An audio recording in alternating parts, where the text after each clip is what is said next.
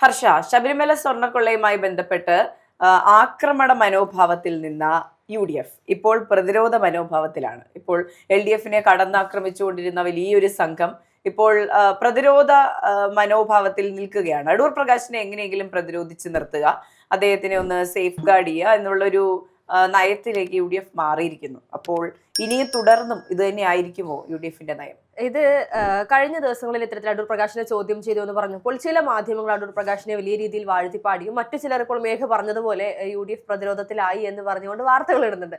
പക്ഷേ സത്യത്തിൽ അങ്ങനെ ഒരു കാര്യം ഇല്ല എന്നുള്ളതാണ് യാഥാർത്ഥ്യം. കാരണം കൃത്യമായി അടൂർ പ്രകാശ് വന്ന് പറഞ്ഞു കഴിഞ്ഞു എന്തൊക്കെയാണ് അവിടെ ചോദിച്ചത്, ഞാൻ എന്തൊക്കെയാണ് പറഞ്ഞത്. അതിനപ്പുറത്തേക്ക് ഉണ്ണികൃഷ്ണൻ പോറ്റിയുമായി സാമ്പത്തിക ഇടപാടുകളെ കുറിച്ച് യാതൊരു രീതിയിലുള്ള ചോദ്യവും ഉണ്ടായിട്ടില്ല എന്നുള്ളത്.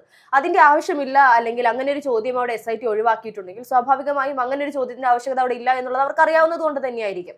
അപ്പോൾ അടൂർ പ്രകാശുമായി ഉണ്ണികൃഷ്ണൻ പോറ്റിക്കുള്ള ബന്ധം എന്താണ്? വെറും ഒരു നാട്ടുകാരൻ. കഴിഞ്ഞ ദിവസം നമ്മൾ തന്നെ സംസാരിച്ചപ്പോൾ പറഞ്ഞതുപോലെ അദ്ദേഹത്തിന്റെ നാട്ടിലല്ല, അദ്ദേഹം MP ആയി വന്നിരിക്കുന്ന അദ്ദേഹത്തിന്റെ നാട്ടിലുള്ള വളരെയധികം എല്ലാവർക്കും അറിയുന്ന അല്ലെങ്കിൽ പ്രമുഖരുമായി അടുത്ത ബന്ധം പുലർത്തുന്ന ഉണ്ണികൃഷ്ണൻ പോറ്റി സ്വാഭാവികമായും ശബരിമല പോലെ വലിയൊരു ഈ പറയുന്ന ഒരു ആരാധനാ കേന്ദ്രം, അല്ലെങ്കിൽ അത്രത്തോളം എല്ലാ രീതിയിലും അത്രത്തോളം ജനങ്ങളുടെ മനസ്സിൽ നിറഞ്ഞു നിൽക്കുന്ന ഒരിടം, അവിടെ ഒരു സ്പോൺസറായി വരുന്ന വ്യക്തി, സ്വാഭാവികമായും അദ്ദേഹത്തിന് അറിയായിരിക്കാം. അടൂർ പ്രകാശ് വീട്ടിൽ പോയെന്ന് പറയുന്നു, അതുപോലെ തന്നെ കടകംപള്ളി സുരേന്ദ്രൻ വീട്ടിൽ പോയെന്ന് പറയുന്നു, വാർത്തകൾ വന്നതാണ്. അത്രത്തോളം ഈ പറയുന്ന നേതാക്കളോട് ഈ പാർട്ടി ഭേദമന്യേ അടുപ്പം വെച്ച് പുലർത്തുന്ന ഒരു വ്യക്തിയെ സ്വാഭാവികമായും അദ്ദേഹം കണ്ടിട്ടുണ്ടാകാം, സംസാരിച്ചിട്ടുണ്ടാകാം, ഫോട്ടോ എടുത്തിട്ടുണ്ടാകാം, ഒരുമിച്ച് ഭക്ഷണം കഴിച്ചിട്ടുണ്ടാകും, ഒരുമിച്ച് യാത്ര ചെയ്തിട്ടുണ്ടാകാം. പക്ഷേ ഇതെല്ലാം തന്നെയും ഈ ഒരു കള്ളനെ സംരക്ഷിക്കാനാണ് എന്നുള്ളൊരു ആ ഒരു സംസാര രീതിയാണ് ഇപ്പോൾ SITയുടെ ചോദ്യം ചെയ്യൽ മനസ്സിലാക്കാൻ സാധിച്ചത്. അതുപോലെ തന്നെ SITയുടെ ഇരട്ടത്താപ്പ് നമ്മൾ കഴിഞ്ഞ ദിവസം പറഞ്ഞതുപോലെ കടകംപള്ളിയെ ചോദ്യം ചെയ്തു, ആരും അറിഞ്ഞില്ല. അതുപോലെ തന്നെ ജയറാമിന്റെ മൊഴിയെടുത്തു, വീട്ടിൽ പോയി മൊഴിയെടുക്കുന്ന ഒരു സാഹചര്യം ഉണ്ടായിരുന്നു.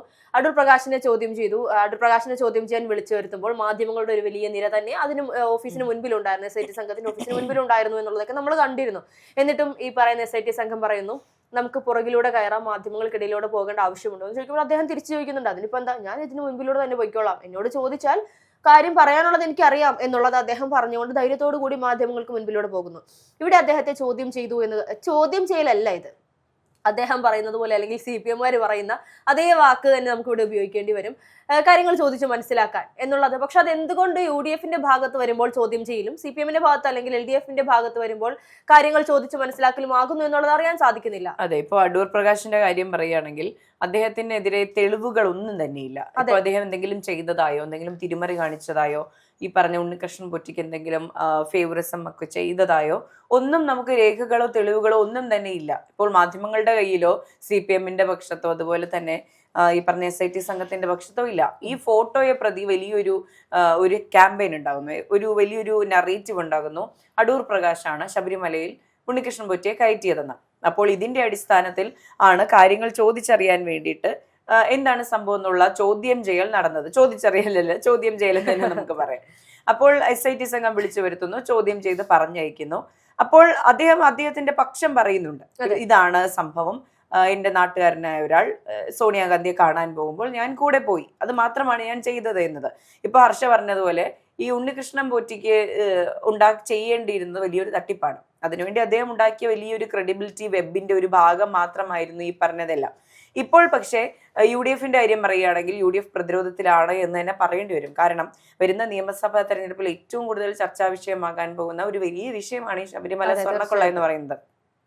അത് എത്രത്തോളം സത്യമാണോ കള്ളമാണോ, ആരുടെ പക്ഷത്താണ് തെറ്റ് എന്നുള്ളത് SIT സംഘം കണ്ടെത്തിയാൽ പോലും ഇത് ജനങ്ങളിലേക്ക് എത്തുന്ന നെറേറ്റീവ് എന്താണ് എന്നുള്ളത് ഈ പറയുന്ന നിയമസഭാ തെരഞ്ഞെടുപ്പിനെ വലിയ രീതിയിൽ സ്വാധീനിക്കും. ഇപ്പോൾ സത്യം തന്നെ ആകണമെന്നില്ല ജനങ്ങളിലേക്ക് എത്തുന്നത്. ഇപ്പോൾ ഈ പറഞ്ഞ അടൂർ പ്രകാശാണ് ഉണ്ണികൃഷ്ണൻ പൊറ്റിയെ ശബരിമലയിലേക്ക് കയറ്റിയത് എന്നുള്ള നെറേറ്റീവ് ഒരു 10 കുടുംബങ്ങളിലേക്ക് എത്തിക്കഴിഞ്ഞാൽ ഒരു 40 വോട്ട് അങ്ങനെ മാറിക്കഴിഞ്ഞു. ഇതൊരു വലിയൊരു എന്താ പറയുക, ഒരു കോൺസ്പിറസി ആണ് എന്ന് വേണമെങ്കിൽ പറയാം.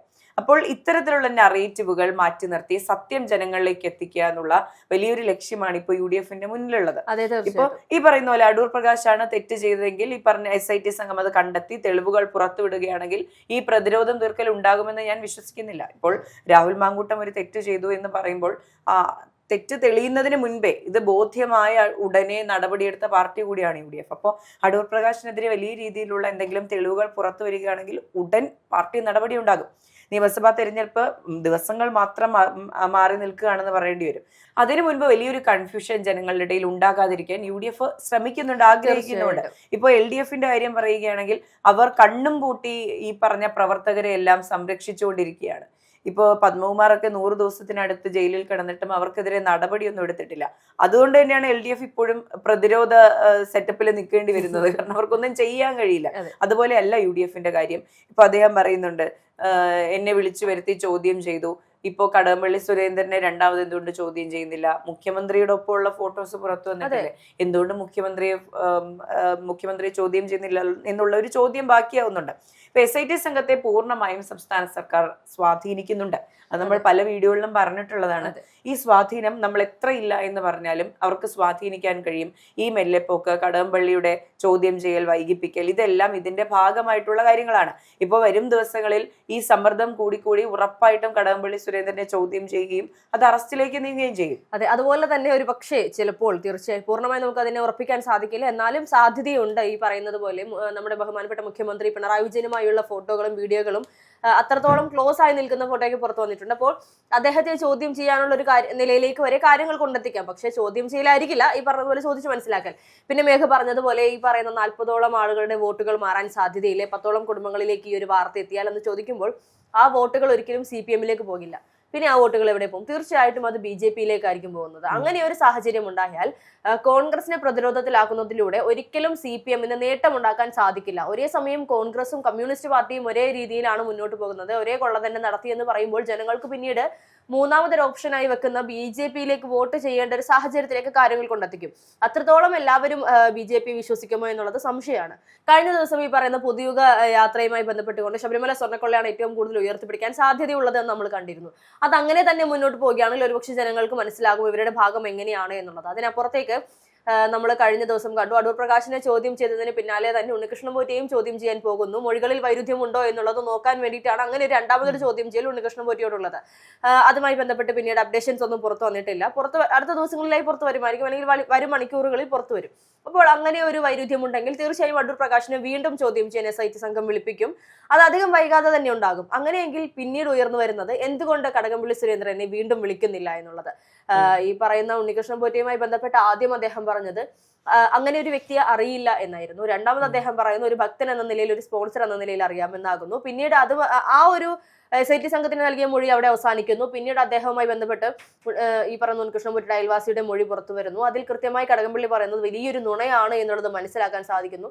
അപ്പോൾ വീണ്ടും ഇനി ഇതുമായി ബന്ധപ്പെട്ട് ചോദ്യം ചെയ്യലുകൾ ഉണ്ടാവുകയാണെങ്കിൽ തീർച്ചയായും കടകംപള്ളിയുടെ അറസ്റ്റിലേക്ക് പോവുകയാണെങ്കിൽ ഈ പറയുന്ന CPM UDF-നെ പ്രതിരോധത്തിലാക്കാനുള്ള, അല്ലെങ്കിൽ കോൺഗ്രസ് പാർട്ടിയെ പ്രതിരോധത്തിലാക്കാനുള്ള എല്ലാ നീക്കങ്ങളും തുടങ്ങും. അതിന്റെ ഒരു ആദ്യപടി മാത്രമാണ് അടൂർ പ്രകാശ് എന്നുള്ളത്. ഒരുപക്ഷെ സോണിയാഗാന്ധിയെ പോലും ചോദ്യം ചെയ്യിക്കുന്ന നിലയിലേക്ക് കമ്മ്യൂണിസ്റ്റ് പാർട്ടിയുടെ നീക്കങ്ങൾ ഈ പറയുന്ന SIT സംഘത്തെ കൊണ്ടെത്തിക്കുമെന്നുള്ളത് യാഥാർത്ഥ്യമാണ്. എങ്ങനെയും കോൺഗ്രസിന് ശബരിമല സ്വർണ്ണക്കൊള്ള എന്ന് പറയുന്ന വലിയൊരു കൊള്ളയിൽ വായടപ്പിക്കുക എന്നുള്ള ലക്ഷ്യം മാത്രമാണ് ഇപ്പോൾ CPM-ന് മുൻപിലുള്ളത്.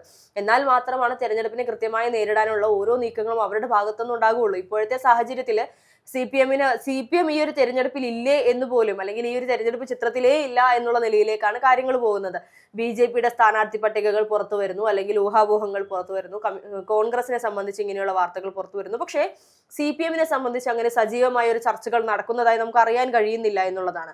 അവർ ഈ ശബരിമല സ്വർണ്ണക്കൊള്ള പോലെ, അല്ലെങ്കിൽ അതുമായി ബന്ധപ്പെട്ട് ഇത്രയും നാളുകളായി അവർ ചെയ്തു വെച്ചിരിക്കുന്ന കാര്യങ്ങൾ, അവരെ പ്രതിരോധത്തിലാക്കുന്ന ഓരോ കാര്യങ്ങളും ന്യായീകരിച്ചു പോകുന്നത് കൊണ്ടായിരിക്കാം തിരഞ്ഞെടുപ്പിനെ അവർ മറന്നു പോകുന്നതാണോ, അവസാന നിമിഷത്തേക്ക് വെക്കുന്നതാണോ എന്നറിയില്ല. എന്തായാലും കോൺഗ്രസ് പാർട്ടി പ്രതിരോധത്തിലായോ എന്ന് ചോദിച്ചാൽ സംശയമാണ്. പക്ഷേ ഇനി ഇത്രയും നാൾ എങ്ങനെയായിരുന്നു തിരിച്ചടിച്ചുകൊണ്ടിരുന്നത് അതുപോലെ അല്ല എന്നുണ്ടെങ്കിൽ ജനങ്ങൾക്ക് വിശ്വാസം നഷ്ടപ്പെടുമെന്നുള്ളതാണ്.